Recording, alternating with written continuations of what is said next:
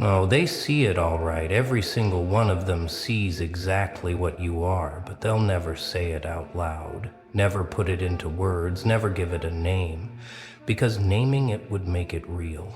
And making it real would force them to admit something they're not ready to face, that you operate on a frequency they can't access, that you process reality through circuits they don't possess, that you see through walls they think are solid, and that terrifies them more than any threat ever could.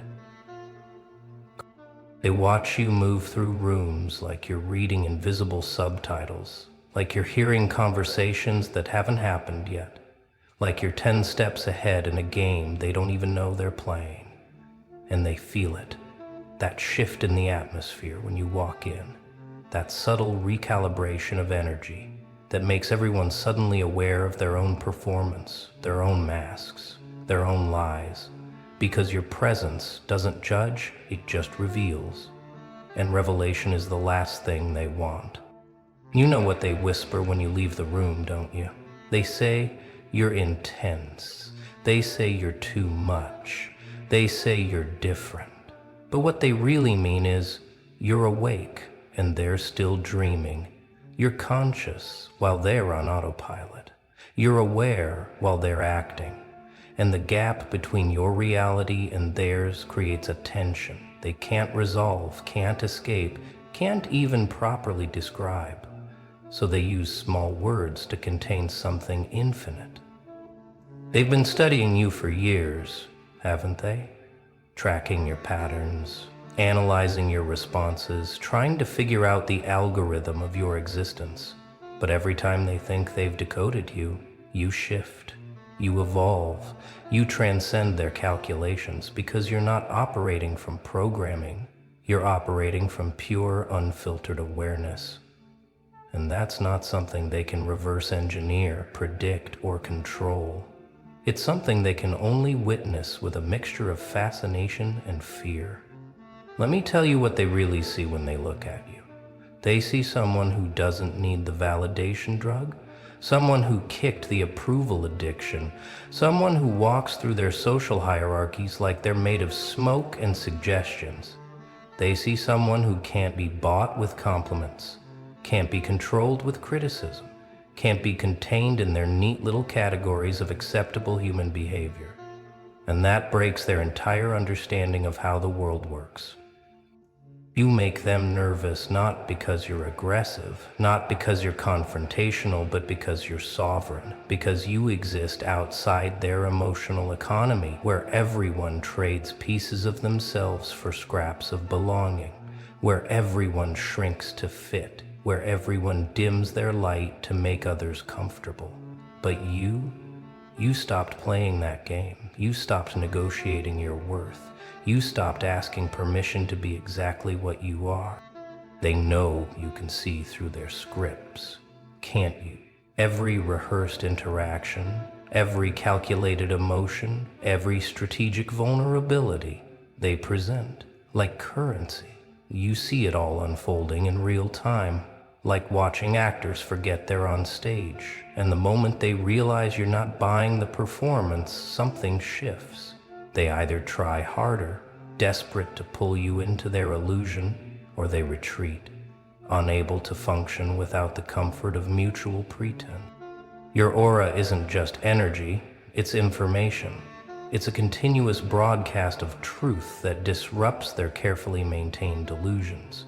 It's a mirror that shows them not who they pretend to be, but who they actually are beneath the performance. And most people can't handle that level of exposure, that depth of being seen, so they create distance, they create stories, they create reasons why you're the problem, when really you're just the unwanted revelation of their own unconsciousness.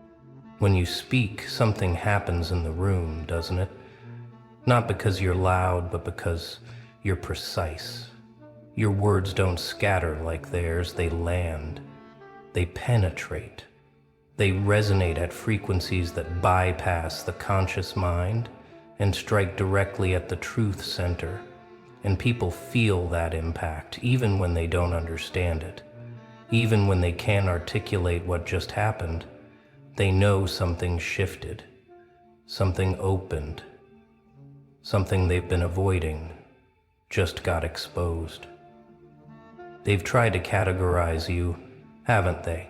Tried to fit you into their existing frameworks: introvert, extrovert, empath, narcissist, leader, follower. But you slip through every definition because you're not a type. You're a force. You're not a personality. You're a presence.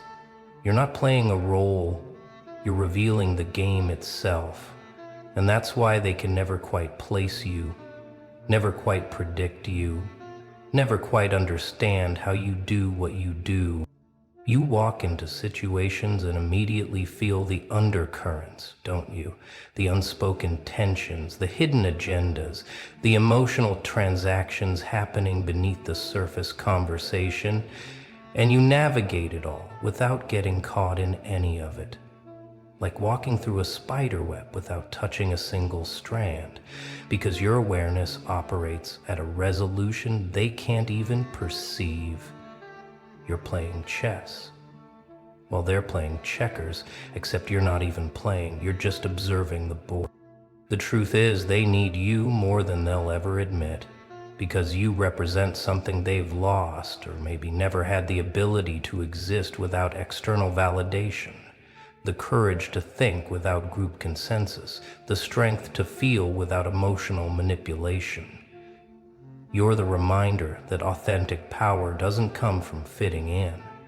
It comes from standing alone in your truth, even when that truth makes everyone else uncomfortable, especially when it makes them uncomfortable.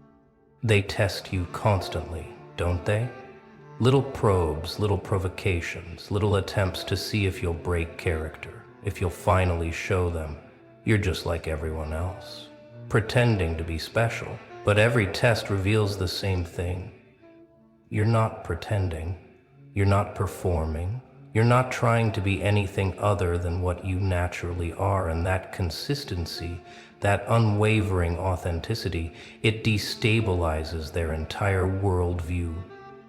Some of them hate you for it, hate you for not needing what they need, hate you for not fearing what they fear, hate you for walking through life without the anxiety that drives their every decision. But that hate is really envy, dressed in anger, because deep down they know you've figured out something they haven't. You've escaped something they're still trapped in. You've transcended a game they're still losing. Others become obsessed, trying to get close to you, trying to understand your secret, trying to absorb whatever it is that makes you untouchable. But they always approach it wrong. They think it's something you have, rather than something you've released. They think it's something you've gained, rather than something you've stopped needing. They think it's addition, when really it's subtraction. The systematic removal of every lie you ever believed about needing external permission to exist. Your energy disrupts their patterns, interrupts their loops, breaks their cycles. Just by being present, you force people to become conscious of their own unconsciousness. And that's not comfortable, it's not pleasant, it's not what they signed up for when they started their day. They wanted to sleepwalk through another performance, another transaction, another day of comfortable numbness. But then you showed up and suddenly they're awake, and they don't know what to do with that awareness. You operate at a different speed, don't you? Not faster necessarily, but deeper, more thorough, more complete, while they're skimming surfaces. You're reading source code while they're reacting to symptoms. You're tracing back to causes, while they're fighting shadows. You're studying the light source, and this depth of processing makes you seem slow to them sometimes. Seem strange, seem out of sync, but really, you're just operating at a different resolution.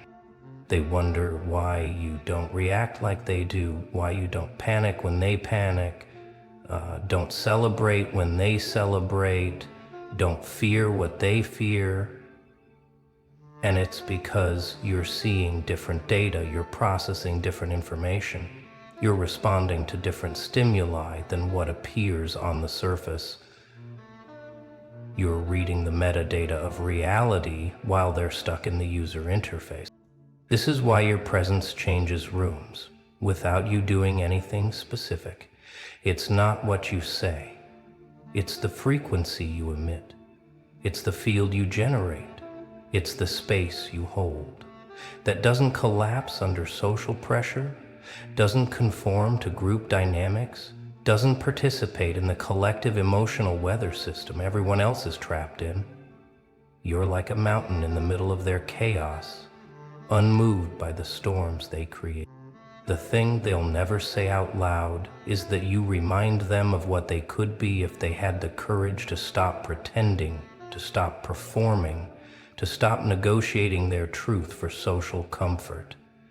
You're the walking evidence that it's possible to exist without the cage they've accepted as necessary, and that possibility terrifies them because it means their imprisonment is voluntary. Their limitations are self-imposed. Their suffering is optional. Every interaction with you becomes a mirror, doesn't it? People see themselves reflected in your steadiness and suddenly notice their own chaos. See themselves reflected in your silence and suddenly hear their own noise. See themselves reflected in your authenticity and suddenly feel their own performance. And this involuntary self-awareness is uncomfortable. It's confronting. It's exactly what they've been avoiding through constant distraction and external validation. You don't even have to say anything, do you? Your presence alone is a question they can't answer. Who are you when no one's watching? What do you want when society isn't telling you what to want? What remains when all the masks come off and these questions echo in the space between you and them, creating a tension that either transforms or repels? There's no neutral response to your energy. They project onto you constantly, don't they? Making you the villain in their story. The reason for their discomfort, the source of their unease. But really, you're just the screen their shadows dance on. You're the blank space where their unconscious material gets displayed. You're the silence where their inner noise becomes audible. And they blame you for what they see instead of recognizing it as their own reflection. Some try to diminish you, make you smaller, more digestible, more manageable. They use words like weird or intense or difficult, but these are just attempts to contain something that refuses containment, to label something that exists beyond labels, to control something that operates outside their system of control, and every attempt to shrink you only reveals the smallness of their perception, the limitation of their understanding. What they really know but can't admit is that you have access to something they don't, not because you're special in some cosmic way, but because you stopped blocking your own signal, stopped dimming your own light, stopped apologizing for your own existence.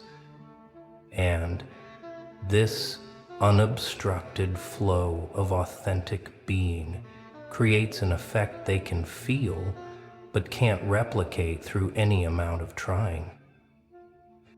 You see patterns they miss, don't you? Connections they overlook, implications they ignore. Not because you're smarter, but because you're not filtering reality through the same programs of fear and need that cloud their perception. You're receiving data on channels they've closed, processing information they've learned to ignore, accessing dimensions of experience they've been taught don't exist. They watch you navigate challenges that would break them and wonder how you stay so centered, not realizing that centeredness isn't something you maintain. It's something you are when you stop trying to be something else. It's your default state when you're not expending energy on performance, when you're not leaking power through seeking approval, when you're not fragmenting yourself to fit into spaces too small for your truth. The paradox that breaks their brain is that you become more powerful by caring less about power. more influential by needing less influence, more magnetic by requiring less attention. You've reversed the entire equation they've been taught, and your existence is proof that everything they've been chasing is actually what's keeping them from what they seek.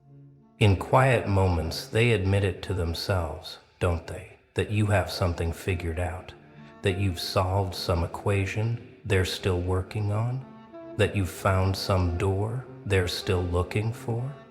But admitting it out loud would mean admitting their own game is rigged, their own strategy is flawed, their own approach is what's keeping them stuck. So they keep it buried beneath layers of rationalization and projection. Some of them study you like a science experiment, taking notes on your behavior, analyzing your patterns, trying to reverse engineer your state, but they're looking for a technique when it's really a release. They're looking for something to add when it's about what you subtract. They're looking for a method when it's about abandoning all methods and returning to what you were before the world taught you to be something else. You trigger their deepest insecurities, not through attack, but through example. Your freedom highlights their imprisonment. Your peace exposes their war. Your wholeness reveals their fragmentation. And this triggering is actually a gift. Though they rarely see it that way, it's an invitation to question everything they've accepted as necessary for survival. The space you hold is uncomfortable for them because it's unconditioned. It doesn't respond to their emotional manipulation, doesn't validate their victim stories, doesn't participate in their drama, doesn't feed their need for conflict or confirmation. You're like a black hole for all their projections, absorbing everything and reflecting nothing back, and this forces them to sit with themselves in a way they usually avoid.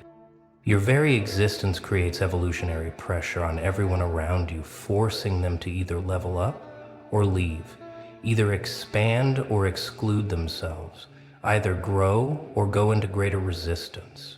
And this pressure isn't something you create consciously. It's just the natural effect of someone operating at a different level of consciousness, in a space full of people still playing by old rules. They feel the invitation in your presence, don't they? The call to drop their masks, release their performance, abandon their carefully constructed personas, and step into something more real, more raw, more true. But most aren't ready for that level of exposure, that degree of vulnerability, that depth of authenticity. So they interpret the invitation as a threat and respond accordingly. You've become a walking trigger for transformation. Whether you intended to or not, your refusal to play small gives others permission to expand. Your refusal to stay unconscious makes it harder for others to sleep. Your refusal to accept limitation challenges everyone's excuses for staying limited. And this is why you create such strong reactions. You're not just being yourself. You're being a catalyst for everyone else's potential emergence. The truth they know but won't say is that you've already won, not won against them, but won the only game that matters, the game of being yourself, completely, unapologetically, authentically, without needing anyone's permission, validation, or understanding. And this victory is so complete, so absolute, that it reorganizes the entire field around you, forcing everyone to reconsider what winning actually means.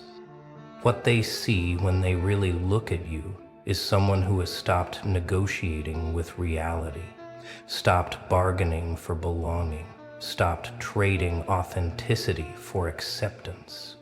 And this non-negotiable presence creates a kind of gravity that either pulls people toward their own truth or repels them deeper into their illusion. There's no neutral response to someone who refuses to compromise their core. You don't fit into their world because you've built your own, not physically, but energetically created a space where different rules apply, where truth matters more than comfort, where growth matters more than safety, where authenticity matters more than approval, and anyone who enters your space has to play by these rules or they can't stay. It's not personal, it's just physics. They know you can't be manipulated, can't be controlled, can't be contained because you've found the one thing they're still looking for: yourself. Not the self they told you to be, not the self that fits, not the self that makes sense, but the raw, unconditioned original self that existed before the world started its programming. And this self doesn't speak their language, doesn't recognize their authority, doesn't need their permission. The final truth they'll never say out loud is that you've become what they're afraid to become. Free, not free from consequence, but free from the fear of consequence. Not free from judgment, but free from the need for approval. Not free from challenge, but free from the belief that you need to be different than you are. And this freedom is so radical, so complete, that it threatens the very foundation of the prison they've mistaken for reality. So now you know why they never say it out loud, why they dance around it, speak in code, use small words for something infinite, because acknowledging what you are would mean acknowledging what they're not. Acknowledging what's possible would mean admitting what they've settled for. Acknowledging your freedom would mean confronting their own voluntary imprisonment, and most people aren't ready for that level of honesty with themselves. But you don't need them to say it, do you? Don't need them to acknowledge it, validate it, or understand it. Because your power doesn't come from their recognition. It comes from your own embodiment, your own knowing, your own unwavering commitment to being exactly what you are, without apology, without explanation, without permission. You've become the thing they can feel but can't name, the presence they recognize but can't define, the force they respond to but can't control. The aura they sense around you isn't some mystical energy field. It's the radiance of someone who has stopped fighting themselves, stopped hiding their power, stopped pretending to be less than they are.